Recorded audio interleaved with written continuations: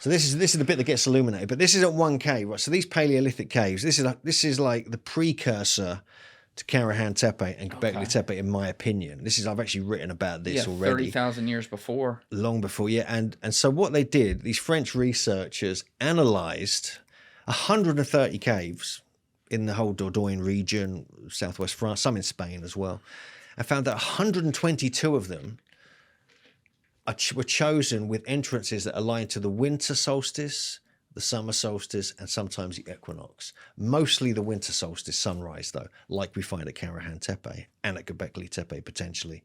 And so that blew my mind, because we're talking about hunter-gatherers going back much further back than people realizing, observing the solstices accurately. I mean, we're not talking, they were choosing very specific caves at certain entrances, alignments, that would then come in and illuminate certain paintings. It's pretty epic when you get into it. In some cases here, I'm trying to keep it all straight, but we're talking about on either side of the Younger Dryas too. Oh, we're talking well into the Ice Age, yeah. Right. Oh. So these are obviously separate civilizations. Yes. And we're talking about a span of, give or take round number, 30,000 years between them.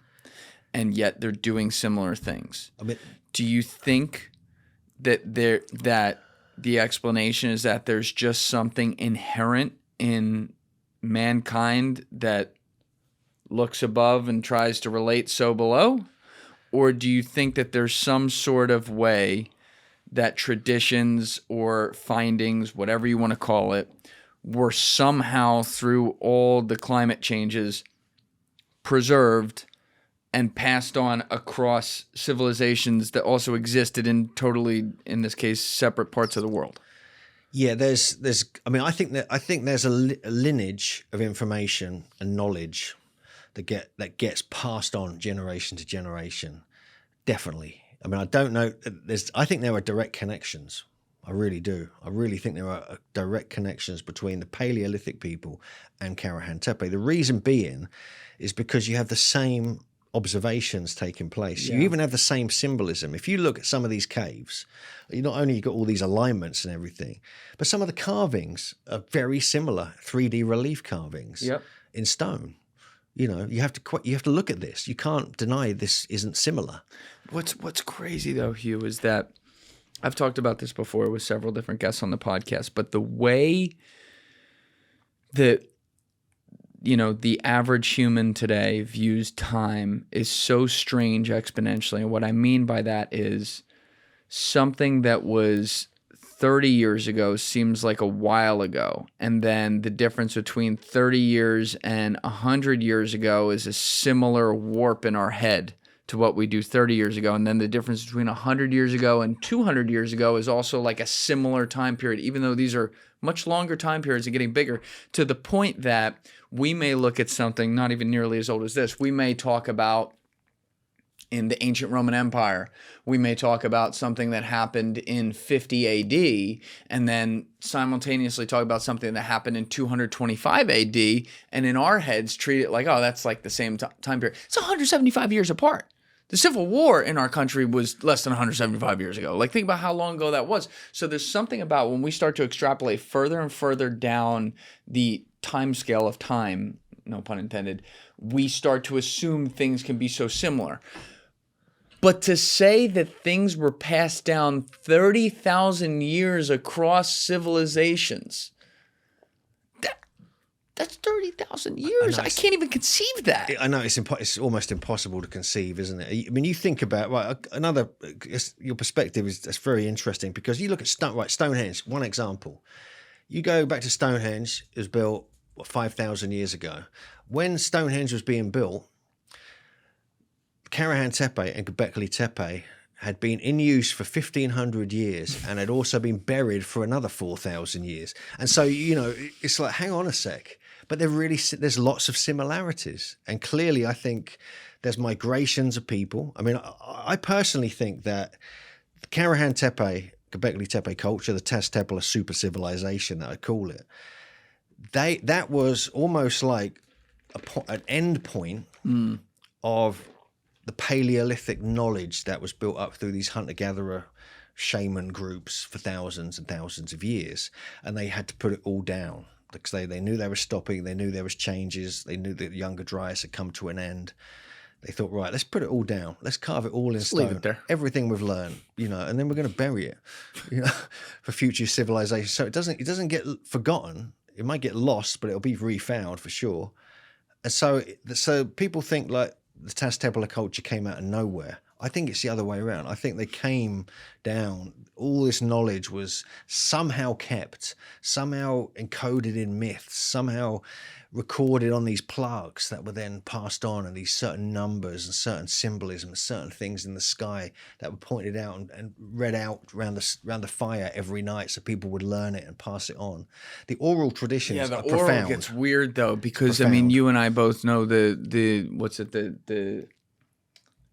whisper down, it's not called this, but like the whisper down the lane game. We could sit here with 20 people in a circle and whisper a story, and it's only 95% by the time we get to the end of that, to the 20th person. Yeah, I agree. So you're talking about 30,000 years where they're just talking at fireplaces or, around fires and stuff.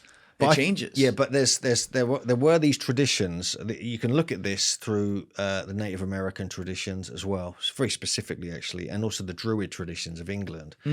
Where if you start looking into it, you can find that the messages and the myths and the stories that were passed down had to be taught and it had to be learned and memorized exactly. It was very strict. It was incredibly strict. You had to learn every word, every nuance exactly as it's been taught to you, and you can't change it, and you'll be tested constantly. And this was the oral tradition. This is very much of the Druid tradition, that I'm aware of because it's in my homeland and everything. And so this was one of the things. And the other thing is these stories, they're not just stories. It can just be the same words in the same way, but a different level of person who has a different level of understanding, who's been initiated into certain things, will read different things into the same story. They could hear the story throughout their life, have gone through 5 initiations and understand 5 different aspects of it that the first level won't understand the second, third, and fourth. And so there's that side of it. Sounds very Freemasony. It probably is. It probably is. That's probably where that all came from. Don't do that to me. That's where that all came from. Trust me. I mean, this is what these traditions, and I think the Native Americans were the same. I think the Aborigines were the same because they had something called song lines. And there's some brilliant research about memory spaces and about how memory and oral traditions, you can train yourself to get memory levels of the Druids. This is like a well-known thing. They had superb memory. You can train yourself to get to that level. You can do techniques. But memory spaces, I think, is also what Göbekli Tepe and Karahan Tepe are. They're places where you've recorded everything you know in stone, and then different levels of initiate will then understand it. It doesn't have to be initiate. It could just be like rites of passage and age kind of, rituals and things like that as you get older, which a lot of traditional societies still use, indigenous societies still have. And so I think that these were memory spaces. And then you'd be taught as well. They become teaching spaces. So, different levels or different ages of people would be taught something from that stone. And the same stone you could learn something from a different level, from a different age, and you could pick up other things from it as well. So there's multiple stories within the same story, depending on your level of understanding and where you're at. So I think you've got to understand that the oral tradition would have lasted thousands of years and been strictly adhered to. I think this is one of the missing aspects of the way we look at the past. But this is where I get a little bit skeptical of that, just because it's so many years that like they're still human, right? So it might be strictly adhered to, but if it changes 0.01% over 100 years, and then it changes 0.01 over another 100, I mean, this compounds over time. I mean, people, the stuff we argue about is, being so confusing now of 2,000 years ago, let alone 200 years ago. Yeah. Is crazy. Yeah. So but I see what you're saying. And I mean, I guess it's possible, but that's just wild to me. Like, is there any way? We talk all the time about the issues of like paper or papyrus and things that people would write records on that are easily destroyed in any type of climatic event. I don't think that's a word, but you know what I mean. Climatic event, whatever it is. Is there any other way besides the oral tradition or like carving in tablets that are purposely buried hundreds of feet below the ground that some of these things could have been passed down that I'm not thinking of? Yeah, I mean, there could be stuff that's still. I mean, look how little has been dug up in the whole Tepe region. There could be tons more things. I mean, they found evidence of hemp and flax clothing. Okay. So they know some things like that can survive depending on the climate. But also the bone carvings. There's a lot of bone carvings. And bone carvings. Yeah, like we saw, like you get at some of the places in the Paleolithic world as well. A lot of those, you do get a few things like that in Tepe, like this one here. Actually, this is actually a stone. But on the bottom right there, you've got Khafre Tepe. They've actually found stone discs that have symbolism and numbers on them and things like that. And then you have this etching at the top of Karahan Tepe as well, up on the hill, which seems to be numerical. Wait, am I fucked up here? Or is that before they did the excavation? Or is this the other side? This is still on the top. This is further up the hill, even further up. Yeah, even further up. So I don't know. I mean, I don't know if I don't think I'm 100% correct. I don't think everything is passed down perfectly. Don't get me wrong. No, you got to give some sort of theory. Yeah. There are correlations that seem to keep coming up. So when it comes to astronomy and the solstices, everyone's going to be observing that. Right. At any time, and they're going to notice it only reaches that point on the horizon, only reaches that point on the horizon, and then it moves back into the equinox orientation. So they know they're all going to pick that up. But I think there seems to be just a kind of consciousness like linked to that, and the information being passed down somehow. Right. Real quick, Hugh, can I just hit the bathroom and then we'll come back and continue this? Sure. All right, we'll be right back. All right, we're back. So what am I looking at right here? This is actually Karahan Tepe. This is just one of the illustrations that was originally a pen and ink illustration by my friend Dan Lish, who does some superb artwork for well-known rap artists as well. But I just put it through AI and it colored it, and it became out like an oil painting. So I was quite pleased. It's beautiful. But notice the style of carvings you see in here, like you see all over Tepe. Yeah. This is what's so interesting to me. We were talking about the caves.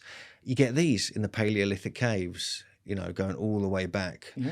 One of the interesting ones here is from L'Abri de Poisson. This is basically the shelter of the fish. L'Abri de Poisson? Yeah, the shelter. Yeah, L'Abri de Poisson. So it's the shelter of the fish. I'm not very good at French or anything.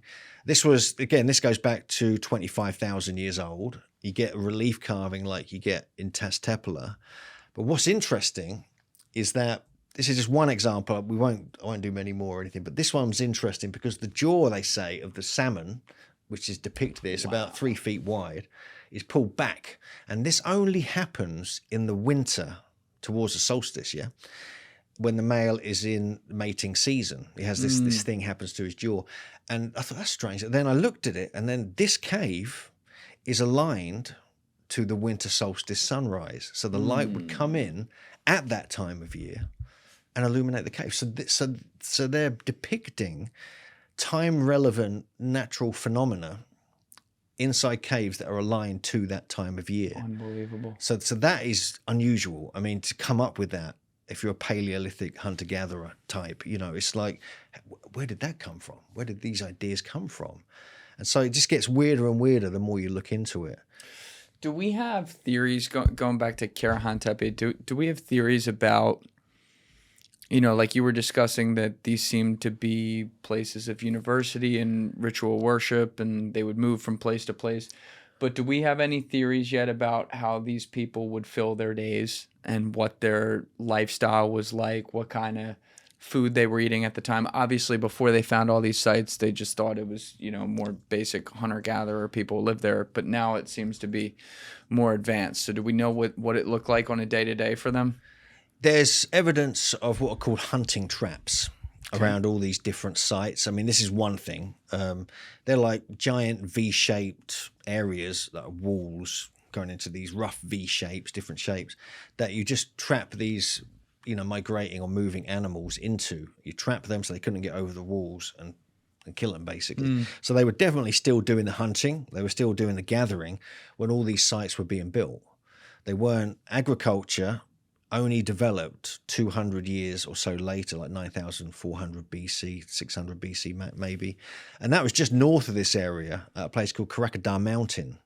This is like the giant volcano where all the basalt in the area came from.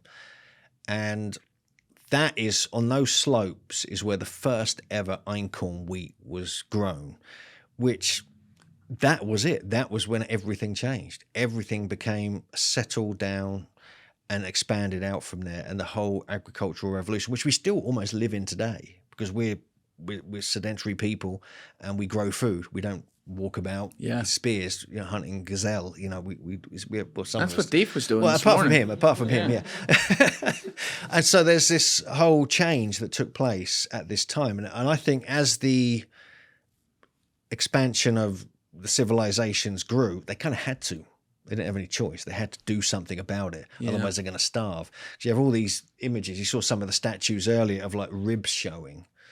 It could starving, could represent emaciation. Yeah, it could. But we don't know, because it could also be a shamanic symbol, which is part of the shamanic leaders, the kind of ritual adepts, would starve themselves to go into altered states to receive information they share with their kind of groups. And so you don't know. It could be a bit one or the other or both. So they had a lot of fun. They were like building massive hunting traps. They were gathering berries, which is fun as well, I'm sure. I'm sure they were finding mushrooms. That's what I'm saying. That's where my head was going. Those berries, they're eating them until they feel something. I think they also had time for that as well. They had time to experiment with consciousness. Yeah, they're looking at the stars, they're hunting, and they're finding other food to eat. What else is going on? You know what I mean? All sorts of stuff. Yeah, I mean, what we got here. Yeah, also there's I think not just with the psychedelics, we have you're gonna quite like this. I think they at Göbekli Tepe, they found. Come on. This is to do with consciousness as well. Okay, they found some researchers back in the early 2000s from Trieste University.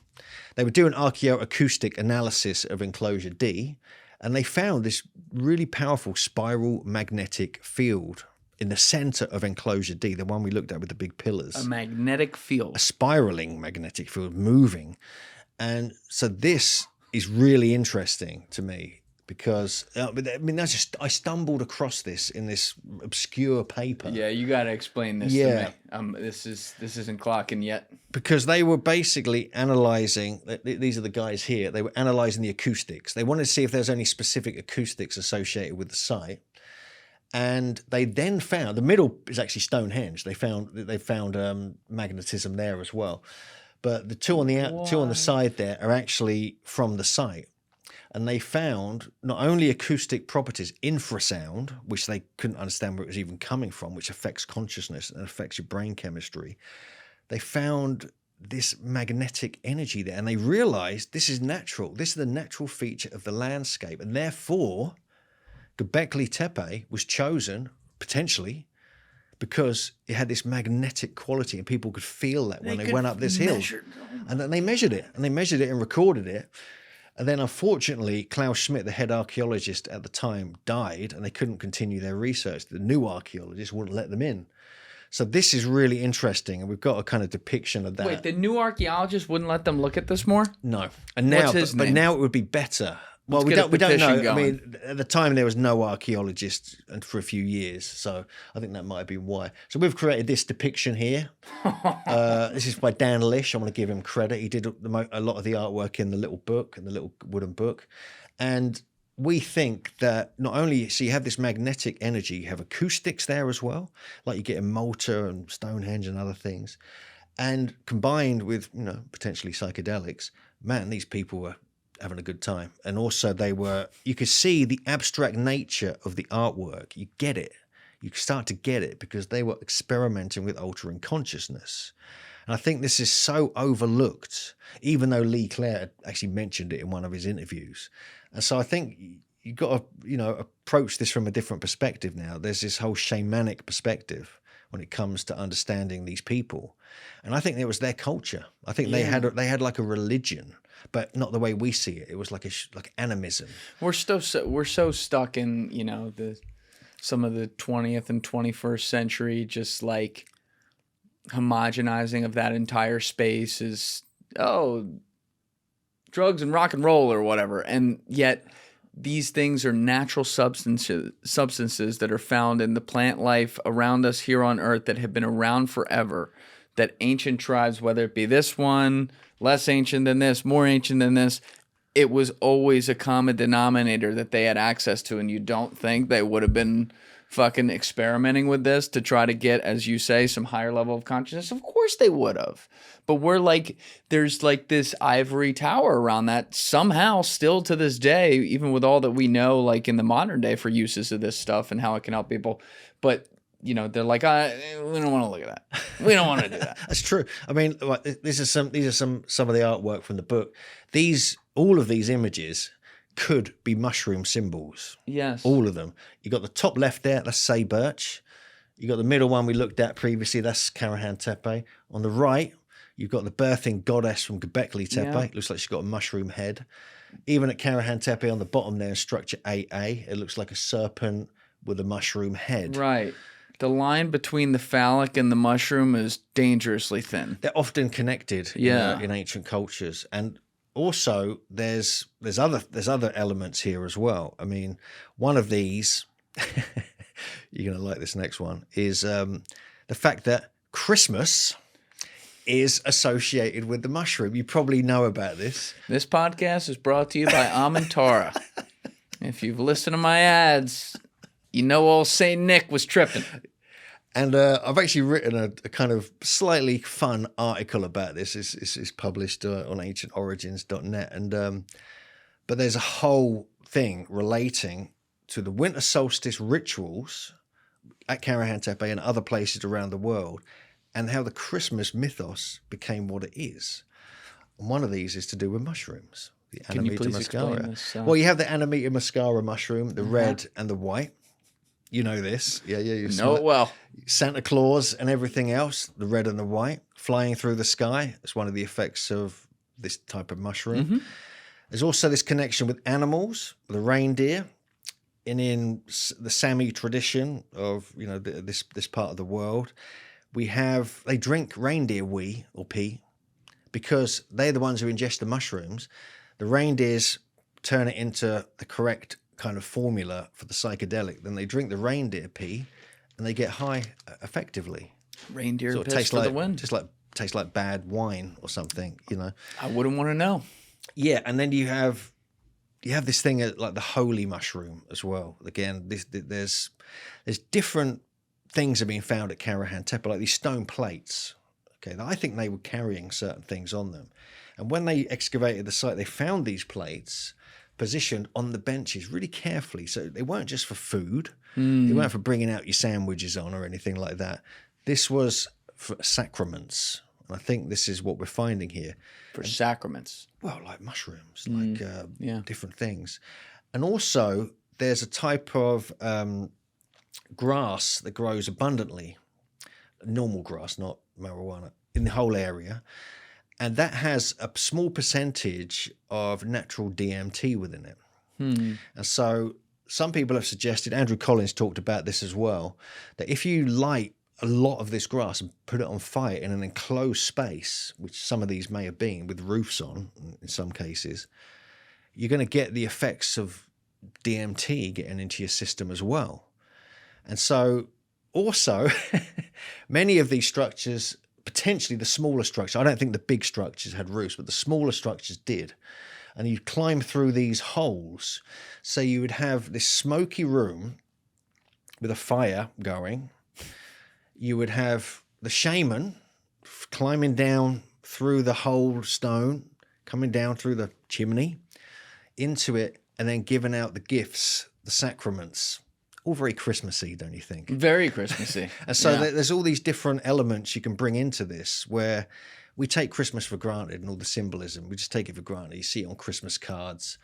You see that the presents wrapped under the tree. They used to always be in red and white under the tree. And Amanita muscara grows under fir trees, naturally. The presents, it's all connecting. And so all these little things kind of come together, in my opinion, and suggest that these old rituals that were developed in places like the Tepe region into other cultures came across now as we pretty much see That's fucking nuts. Christmas. Yeah, and so it gets. There's a few other elements there. We can link down to my article about it as well. Yeah, let's include. Yeah, and, you can give that afterwards to us, so we can put it down in the description for sure. Okay. And then you even have like I'll just go on a bit. The three wise men, gold, frankincense, and myrrh. Right? Look at that. So gold, frankincense, and myrrh The first elves. They're both psychotropic. Mm-hmm. Gold is valuable, but it could be monatomic gold, which is mind altering, like the kind of white powder gold. Wait, monatomic gold? I don't know anything about this. It's mind altering? Yes. You can get rich and high at the same time? Oh, this is very powerful stuff. Yeah, wow. Yeah. I've experimented with it before, actually. It's legal. Yeah, it's legal. Yeah, just want to put that on camera. Yeah, it's all right. We can get you out of the country real fast. And so that is a mind-altering substance, and that was known about in ancient times. That was found at this Hathor temple, for instance, in the Sinai of Egypt, where they found sort of these crucibles, alchemically produced gold turns into this white powder. Actually creates an anti-gravitational field when you alchemically produce it. And also, when you ingest it, it bonds your DNA. So it can actually have this profound effect on your consciousness. Bonds your DNA? It makes your DNA become like a conductor for light and energy. And so it's super healing as well. You should look into it. It's really, really Very cool. interesting stuff. Yeah, I think Deep's already buying it on the dark web over here. Yeah, well, I think you can buy it on the normal web, I'm sure. Okay. But so you have these three substances which could be psychotropic. And they're bringing this to the Christ child. Yeah, they're following a star, right? The star is probably Venus, right? So, this is what happens at Karahan Tepe. Every 8 years, you can go back in time and check. We checked all this out. Every 8 years, Venus will rise on the winter solstice in the same position as the sun, but an hour before the sun, on the horizon. And so it's a winter solstice marker as well, every 8 years. And so there's this longer cycle along with the solar cycle as well. And so at Karahan Tepe, that could be bright enough before sunrise to illuminate the stone head through the porthole stone. So that you get that going on. But the thing is, Venus is very much often associated with the winter solstice, because it's also, they found it in Newgrange in Ireland as well, another winter solstice site. Potentially it would be bright enough before sunrise to illuminate the chamber there as well. And that goes back 5,100 years. And so we have all these different weird little elements kind of forming. I mean, it could be bizarre coincidences. It's a lot of coincidences. There's a lot, yeah. And so I think this is quite an interesting, side to it when you start looking into it, for sure, yeah. Now, you mentioned earlier, you were talking about how some of the structures we found, I can't remember if it was Karahan Tepe, Göbekli Tepe, or all the above, had some Sphinx-like features as well. It was mainly the beard. Yeah. It was mainly the beard thing. How do we explain that? Or that I don't know. I don't know. I mean, it could be actual beards. They could have just had beards at the time. I mean, the other thing is, but they've suddenly just started finding these, at the sites where they seem to have specific, they almost look like the false beards, which, the Sphinx used to have one. Mm-hmm. Some of the statues in Egypt have them as well, various pharaohs and other such things. And also, I mean, the Sphinx itself, I think, me and JJ think that could be a leopard. The reason we think that is because at Karahan Tepe, the leopard symbol is one of the most prominent symbols there, all over the site, at other sites as well, but mainly Karahan Tepe. There's also an alignment, we believe, to the east, like the Sphinx is facing to the east as well. And at that time, in the east, on the horizon, during the equinox mornings, like March 21st, September 21st, as the sun rises, it would rise in Leo. So Leo may have been not a lion, it could have been a leopard. So we find that there. But also, if you go back to the Sphinx, Graham Hancock and Robert Bouval believe that that's 10,500 or so BC, because it's looking east, and on the equinox, Leo rises with the sun at that time of year as well. And so there could be connections between these two great cultures. The Sphinx could be that old. And even Robert Schoch himself, the geologist, has stated it could be much older than people realize. So there are more and more connections turning up between Egypt and southeast Turkey, I mean, you can see that just in some of the symbolism. crazy. You can see that even on the middle pyramid on the Giza Plateau. Much of that is carved, the whole section of that pyramid is bedrock. People don't realize that. One corner of the middle pyramid, Khafre's pyramid, is bedrock, carved from bedrock, and then they shaped the bedrock and then built blocks above it. Because you can see behind it, they got like all these caves that kind of go under the pyramids, which we can talk about. Yeah, didn't you like break into one of these caves or something? Were you telling me that before camera? Me? Yeah, maybe. Illegal break-in. No, this was a while. It's sort of about a year ago. Can we pull this video up, Steve, by any chance? I was with Andrew Collins. He is the discoverer of what's known as Giza's cave underworld. These are a series of natural caves under the Giza Plateau, but the entrance is called the Tomb of the Birds. And this is all carved out. It's like a chamber. And then at the back, you can walk through into this area, and you can walk through deep into under the Giza Plateau and go and take a look. And this was a sensation in 2008 when he discovered it. And he hadn't been back there since then because he got banned from going in there, or got locked up. But we found out, thanks to Trevor Grassi, who's another researcher on Egypt, that the gate was open. It wasn't locked, so we thought, we'll just go and have a look. Yeah, just go take a little walk. That's all right. It's okay. Yeah. If we get told off or in prison, so what? It'll be fine. So luckily, we just went to have a look. We thought we're not going to touch anything. We'll just go in. We went in, had a look, and we went through the whole cave system. And it completely blew my mind. I'd never been in there, and Andrew was delighted because he hadn't been in there since 2008, and that he was like, "Whoa!" And then a few months later, this big story came out, the whole SAR scan technology with Armando May and Filippo Biondi, where they did this whole analysis using their satellite technology that under the Giza Plateau were all these underground features and chambers. But weirdly, the Tomb of the Birds and the cave system, they orient directly to Khafre's pyramid. If you kept walking, if you could get through it further, it would join up with whatever's under Khafre's pyramid.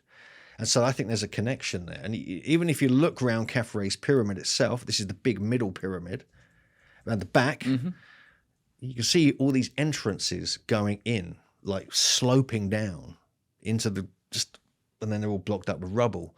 And so I think that there's something going on. I mean, not only from Andrew's discovery in 2008, but also from all this new analysis which has been put forward by this Italian team. Yeah, and there's this whole latest what's underneath the pyramids argument going on. I know Ben Van Kerkwick's been talking about it a bunch. Michael, this is what I was referring to earlier. Michael Button and I got to get to it for like a few minutes. But for people out there who aren't familiar with what the alleged new findings are, I think my friend Jesse Michaels also just did a video on this. What is it that was discovered, and what are the hypotheses that are being put forward? Well, I haven't watched the latest data. I've been traveling for the last month. But in general sense, just to put it, if people aren't aware of General's this, good. this was first put out in March this year, March 2025, and there was a big press conference in Italy and everything else. And Filippo Biondi, he's a scientist from Italy. Armando May's an Egyptologist based in Italy. He's Italian, and they kind of created this team because Filippo was doing some brilliant work before he was interested in anything ancient. He was able to use this satellite scan technology, basically, mixed with some kind of other elements to do with acoustics, and able to penetrate further into the ground than he could before. And he was able to analyze bridges that have fallen down. He was able to analyze things that were really useful to people. He could help construction, where they know where cavities are and where they aren't, and things like this.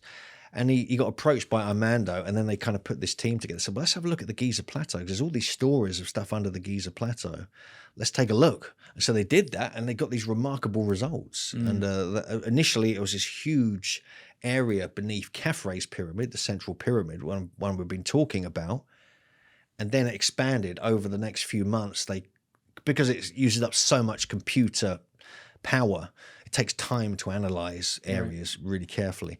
And they kept repeating the process to double, triple check, as best they could. And they kept finding all these things. But some of them correlated what was already known to be there. So there's good evidence that it works. In my opinion, I think it does. Now, they're claiming stuff goes a kilometer beneath the pyramids. I mean, that is, two-thirds of a mile or whatever. And that is hard to take when you think about it, because you're going deep into the water level to start with. And you're almost reaching a point where it's going to be pretty hot. What are they basing the kilometer take on? This is based upon their data, basically. They're basically penetrating into the ground with this SAR technology, but using acoustics to kind of vibrate it downwards, I think. I think that's a simple way of explaining it. Okay. And then they can kind of read the data and analyze it and create images from that. And they've now been analyzing many of the shafts that have been investigated by people like Trevor Grassi.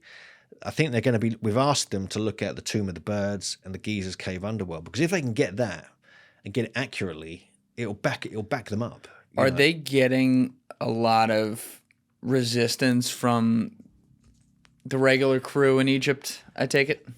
Yeah. Yeah. I think that is the word. Yeah, definitely. And but I think it has to be taken carefully. You have to take this kind of carefully, because number one, you've got it's all done from satellites, so basically they don't need permission to do anything. Zahi Hawass demanded they should have had permission, this, that, and the other, but they don't need to have that. But what needs to be done now, as far as I'm concerned, is they need to now go out on the Giza Plateau with GPR.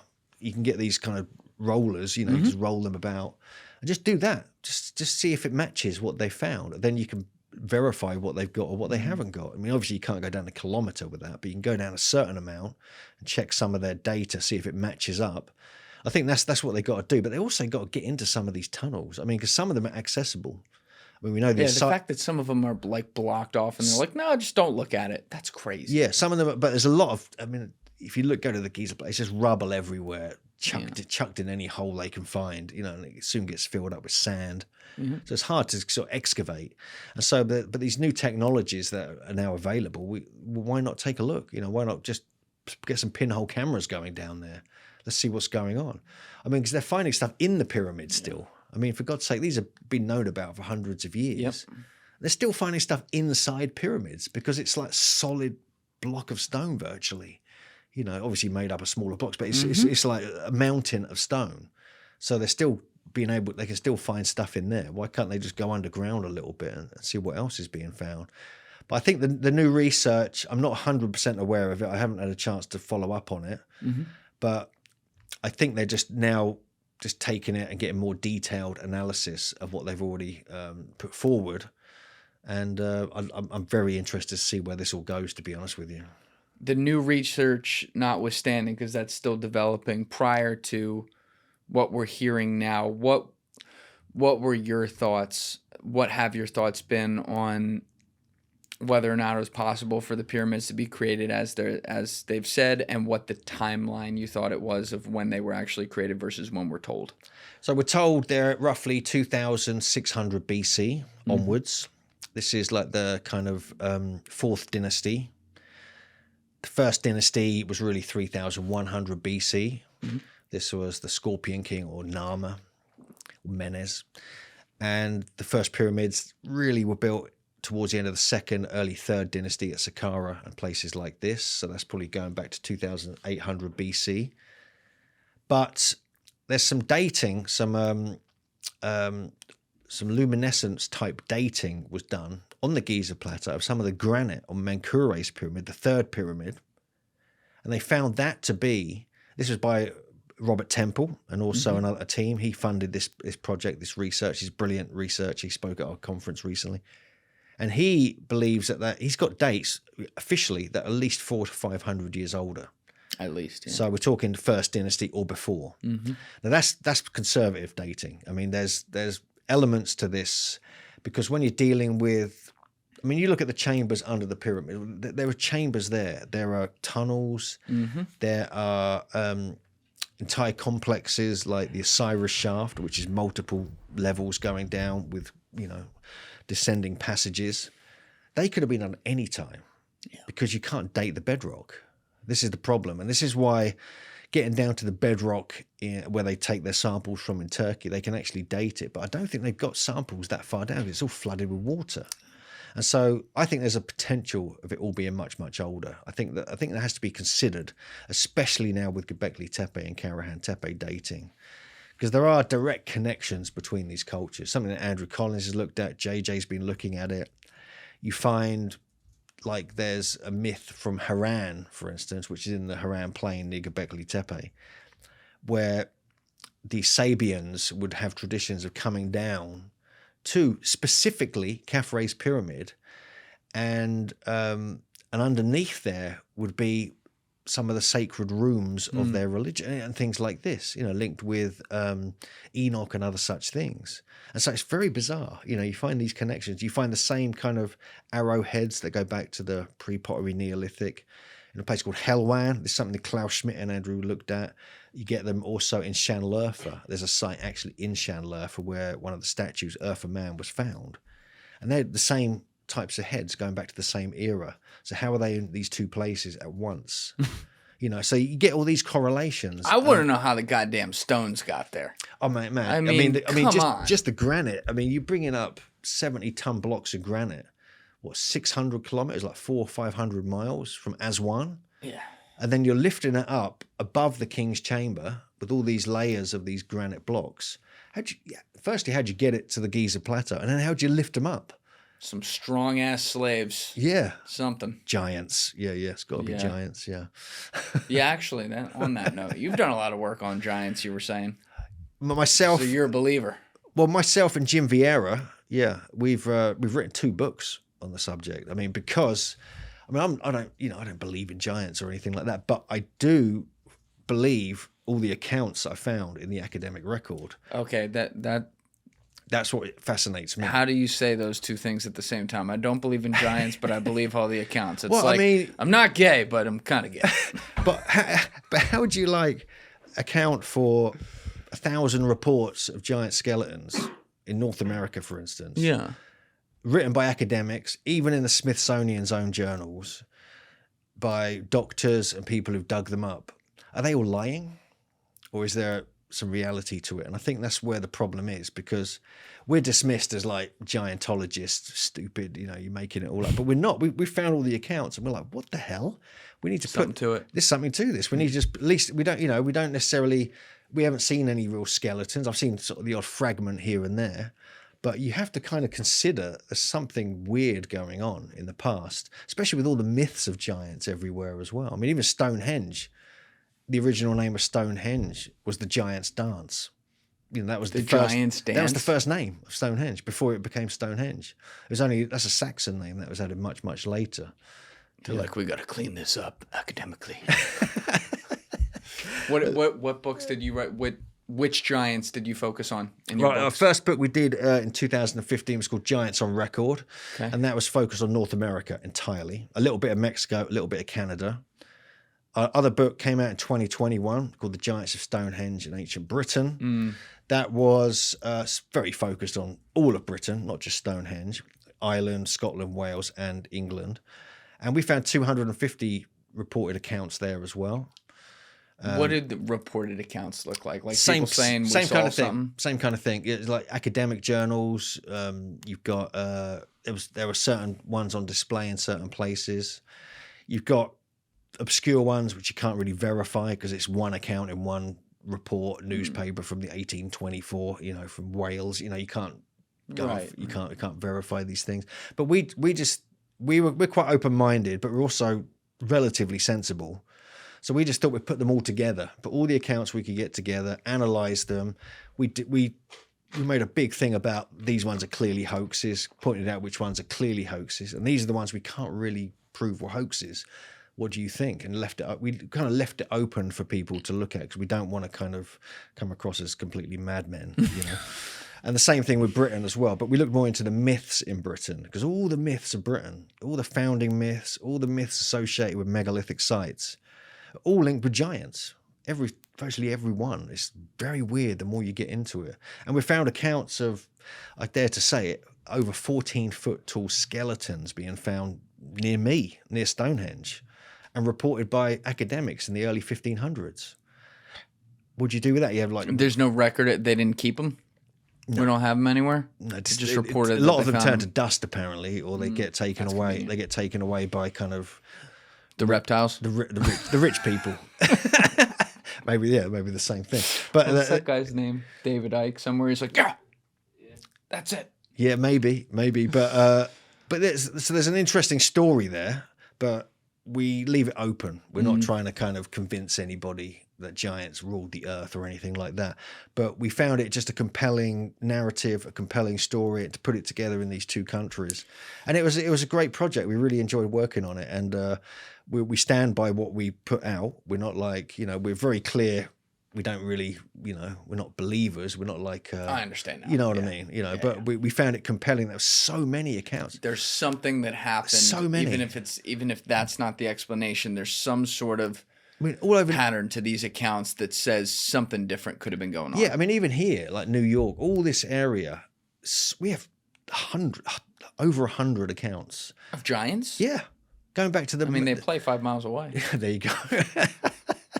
See, they've even stolen the name of the old giants, yeah. But you have like going slightly further west from here, you have like a whole bunch of mounds. I can't forget exactly where. Going into Pennsylvania, basically. Yeah, okay. Yeah. There's a whole series of mounds that were found. I can't remember. This is like we wrote the book 10 years ago, but it looked like there was some kind of battle as well, and they found all these skeletons and they were reported and dug up, and then they all disappeared. But everything in America has been taken away by NAGPRA. NAGPRA? Yeah, Native American Graves Protection and Repatriation Act. In 1990, that got enforced. So all the burials, all the skeletons that some were on display in like universities and museums, all got taken away and reburied in a sacred manner. Oh, right. Yeah, I know what you're talking about. And so there's that. So there's not much evidence left, but there's a lot of data, and it's very weird. You start reading all the accounts and all the discoveries from New York, for instance. Okay, it just blows your mind. The fact that could have been like right here. Yeah. We don't think of anything that way in America, but this was here for a long time, obviously. But the mound culture people especially, The who? The mound culture. So that mainly Ohio, going down all the way down into like Louisiana, down the Mississippi kind of area. You got a lot of skeletons were unearthed in the mounds right up until the mid-1900s. That were like 7-8 feet tall. And if they hypothetically did exist and they were giants, are these humans that were just way bigger, or are they something entirely different? No, I think they were just very well. I think they were. It appears that they were breeding. The elites of these different tribes and cultures were breeding between themselves. They weren't breeding with the kind of common people. They were optimizing the height, weight, size. Yeah, it was very much a royal kind of vibe. Yeah, keeping it within certain groups. It's bizarre when you start looking into it. I tell you, it's a weird one, and I find I'm still compelled by it. Because more accounts as more newspapers get digitized and more old reports get digitized, you can't help but go, "What the hell?" Something there. So how can everybody be making up these stories for hundreds of 200 years in America? It just doesn't compute. And that's the thing. It's like it could have a different explanation. It could be something different. But there's a there. Like there's something that was different that allowed maybe something like this to happen, like Stonehenge or whatever, that is some sort of explanation that we have not figured out yet, but the pieces of people who thought maybe they figured it out are there. Yeah. There's you start looking into the Native American traditions as well. We had very strong, as we mentioned earlier, very strong oral traditions. Yes. And they talk about giants as a matter of fact, as part of their history. It's just, that's it. And can you dismiss that? They just, and they see it as a factual thing. And there's a very interesting academic, also Native American campaigner and elder who died around 10, 12 years ago, called Vine Deloria Jr. Vine Deloria Jr. Vine Deloria Jr. Okay. You should look him up. He's really cool. He wrote a book called Red Earth, White Lies. He wrote a book, How We Used to Live. I've just been reading that, actually. And he doesn't just... He was one of the first people to put a lot of these giant accounts together. And he was like, wow, this is like, what the hell? And then I love his book, How We Used to Live or How We Used to Be. That talks about the shamanic element of these cultures and the magic they could do in front of people. And it was recorded by many white settlers coming in, witnessed these outrageous feats of magic, like that almost impossible to comprehend. And he recorded them all in this book as well. And so these people, and that shows me this could have been what the Tepela people were like. They high-level shamans, and they developed these skills over, hundreds, if not thousands of years. And so I think, looking back at, cultures relatively recently, like here, you're going to find clues as to what was going on in other places around the world in much, much earlier times. And this is where the anthropological data comes in really handy. The stuff that based upon the hunter-gatherer groups, a lot of them are from North America, actually. And they've managed to sort of relocate that thousands of years ago and apply that to the same, as people were doing the same thing back then. And that's where a lot of and this is why the solstice was, again, being multiply used by all these different cultures going back thousands of years. So it's fascinating when you start digging, and I've got to be honest with you, a lot of this isn't on the internet. So we have to dig into old journals. We have to dig into go through paywalls on academic sites. God, you take that for granted. You would think that it's all like out there at this point. Yeah, but honestly, I did a podcast similar to this like a year ago or something, and they didn't want to attach my computer or anything and show some images. And as I kept talking, they kept trying to find all the things I was talking about, and they're just not there. So it's really, myself and JJ, we really dig into the records. And Jim Vieira, when I was working with him on the Giant books, we would go to libraries, go through old kind of microfilm, spend hours, trying to find something. And I think that's what doesn't really happen so much anymore. That's cool that you're doing that. Digging into old books. Yeah, we have to translate a lot of things as well from, What languages? Well, all the Paleolithic stuff, a lot of that's from French and Italian. Oh, that's good. We have to translate a lot from, sometimes you have to translate stuff from Latin, if you want to get the, Roman stuff and things like that, which we're going to have to do. We're going to prove the idea that the Romans discovered Tepela, which is a whole other story. I think you're onto something there. Yeah. The quarry is interesting. That is odd, yeah. It gets weirder the more you start looking. And I think, a lot of it is behind paywall, so we have to reach out to academics to send us the articles, or we have to pay for it, you have to pay quite a lot as well for these academic, just to get one article sometimes. Maybe we can Mike Benz that? Yeah, maybe you think that'll work? Yeah. Mike Benz has this trick to get around paywalls on a lot of stuff. I don't know if it works for like intricate academic papers. I need that. But you can't see it because we have your HDMI plugged in, but Deef uses this sometimes, like when we got to pull up New York Times stuff and things like that. It's there. Oh, that's good to know. Wow. Yeah. Well, give me a link. All right. We'll see if we can do that. What are you looking at when we're looking to Turkey, whether it be Göbekli Tepe or Karahan Tepe or all these different sites across that 125-mile plain that we've been looking at? What are, outside of having some of the astrological data and solstice data that you've been able to put together, actually looked at and continue to be reviewed, outside of that, what are the next parts of the excavation or discovery process that you're most keyed in on, or you're most looking forward to that they need to do there? Yeah, well, I just want them to keep digging. That's my primary, and they do appear to be doing that. They've just started at Jan Lahoyak. They're starting hopefully at Jogenberg, another site. They're working at a site called Harbet Zuvan Tepesi. There's a few other sites which they're now gonna, and I think this is the key. You got to keep digging. I mean, this is one of the problems. The Göbekli Tepe, they're turning it into like a tourist site. They're kind of protected by UNESCO. They even have WEF funding, which is weird. Oh, that's interesting. What I'm doing, and which is like, steps outside of the archaeology, is working with Kevin Esslinger on this. So what we're gonna do is, now we've got most of the data, I've got access to new drone footage, I've got scans we're adding to our plan here. We're going to reconstruct Karahan Tepe 100% to what we believe it looked like in ancient times. Wow. Yeah, that's what we're working on now. We're going to illustrate, we're going to paint, 3D reliefs on each of the stones as we think they would have been. And we've already put the night sky in to kind of get the exact alignments down as well. So we're using computer programs for astronomy, put in the night sky of 9,400 BC. Then we're going to put all the pillars up where we think they all were, and we can see all the shadows and the light, how it all moves as the sun rises and the stars go over everything.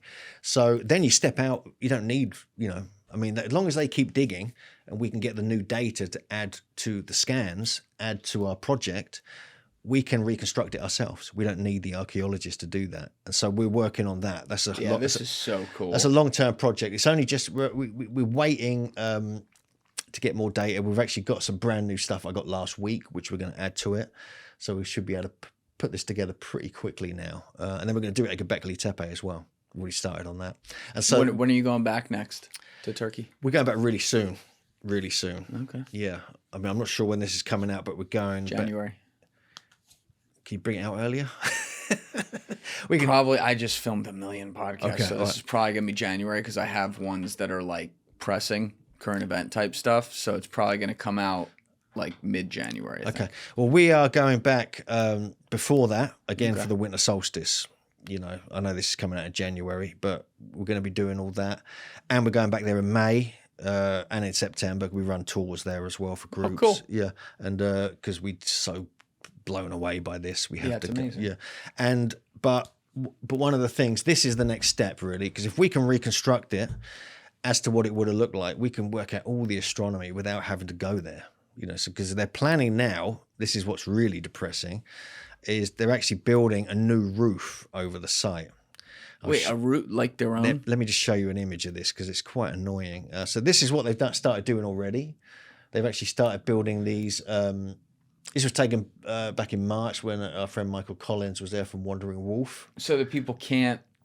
So they're building like this. These pits are where they're going to put the new roof. This is what the roof's going to look like. Oh, I get it now. Okay, Yeah. I was confused for a second. So that concerns us because that could block the winter solstice alignment. And they could block all the other alignments we want to. Well, maybe that's the plan.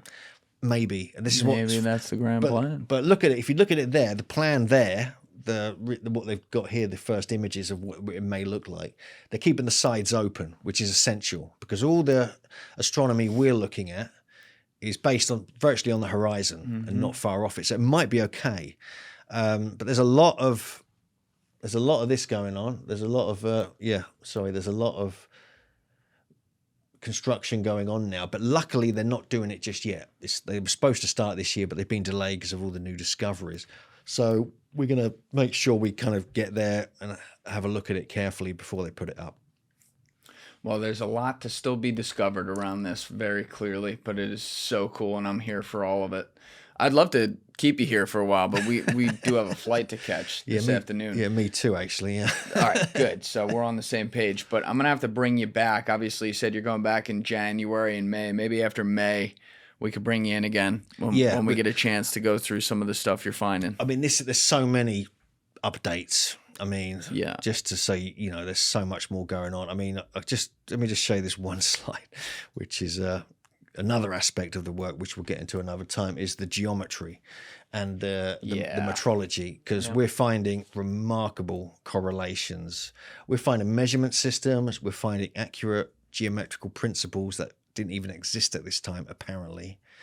And they must have known the size and shape of the Earth because some of the metrology is absolutely insane. So I've actually measured it all up and found these ancient measurement systems throughout the whole site. Oh my God. And that's all the sites I've been looking at. So what we're finding is, I mean, we'll get into this another time, but I just want to mention this because this is how important it is. The first ever use of advanced geometry and measurement systems were taking place here. Now, this means that they must have measured the Earth before this. I mean, when did they do that? They knew it wasn't flat. But you know about maps of the ancient sea kings? The old maps Graham Hancock talks about? There's something in there. There's something in there, I tell you. And so that's wild. Yeah, it is wild. And the more the more I look, the more it blows my mind. But yeah, it's too much to take in one go. All right. Well, we're gonna leave this one for next time as well. But Hugh, this was awesome, man. Thank you so much for doing this. Great job with HDMI too. That was very helpful. Going through this, we would have been in hell trying to figure out which slide was which, but awesome stuff. We'll collab this so people can subscribe to Megalithomania UK down right below where this video is. It's right there. Highly recommend. The content's great. And until next time, sir. Thank you so much. I appreciate it. Of course. Everyone else, you know what it is. Give it a thought. Get back to me. Peace. Thank you guys for watching the episode. If you haven't already, please hit that subscribe button and smash that like button on the video. They're both a huge, huge help. And if you would like to follow me on Instagram and X, those links are in my description below.